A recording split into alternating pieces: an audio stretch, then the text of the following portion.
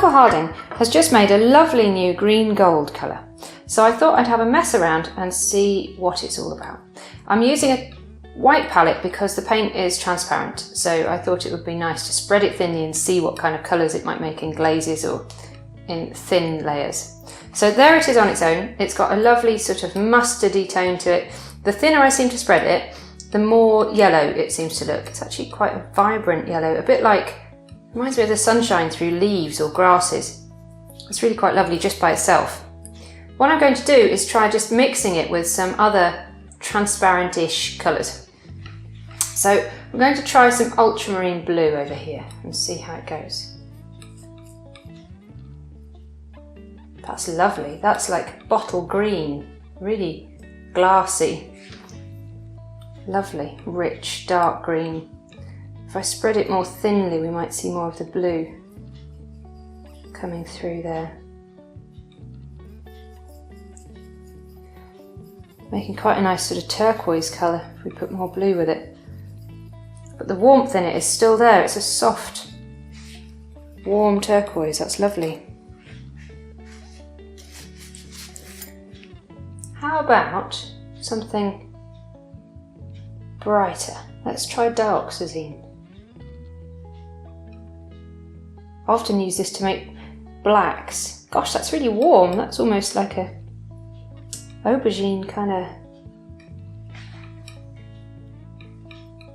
It's lovely. It's really holding its own against that dioxazine as well. It's a really powerful pigment. And the green gold is really holding up well. It's making a lovely maroon colour. Gosh, that's really warm. Lovely. Putting more and more of the purple just to see where it goes.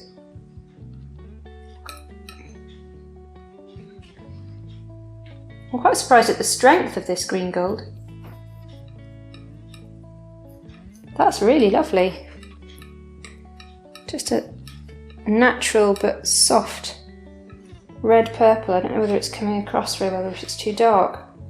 I'm trying to spread it thinly so we can see the colour. With a little Quinacridone rose, I'm quite curious here. These are sort of opposites, so I wonder what we're going to get. Gosh, that's so hot.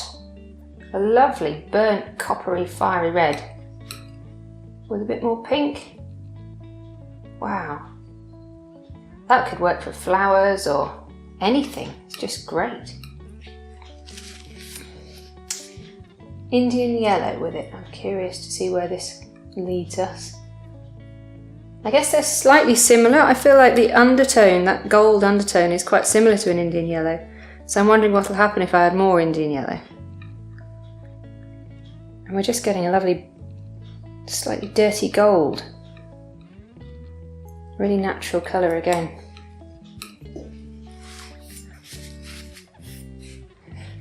So we're making quite a lovely range of transparent glassy colours. I wonder what will happen if I add some white. Let's try it just with the green gold alone. It's cooler. Still a warm olive green, but it's definitely cooler. That real gold glow has settled down into something flatter and cooler, but what great green for foliage. That's brilliant. With a little bit of white into our turquoisey bottle green. These are making really nice soft neutral mid-tones. I guess that warmth in the gold is just desaturating things slightly. That's actually a really useful sort of cool blue-green. Greens can be quite violent, and that's not. That's nice and soft. I could work with that quite happily. And this is into just with a little bit, the same mixture but with more of the green gold with some white through it. Really good for foliage, those. Into our hot pink mixture. Quinacridone rose with it. Quite a nice soft, warm, peachy orange. And with a bit more of the pink. These are great colours. I'm not sure how I would mix these with anything else. Into the Indian yellow, Wow, that almost feels warmer. It's like sunshine, but still with a slightly green note to it.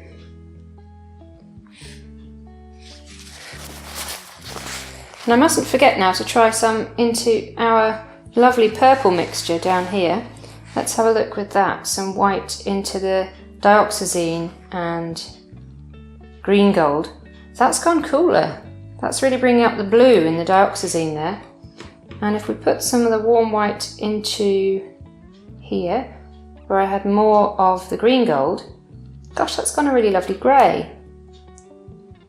That's not exactly what I was expecting, but that's a really lovely warm, mushroomy, purpley grey colour. Really useful. Let's try a bit more green. I could mix this all day.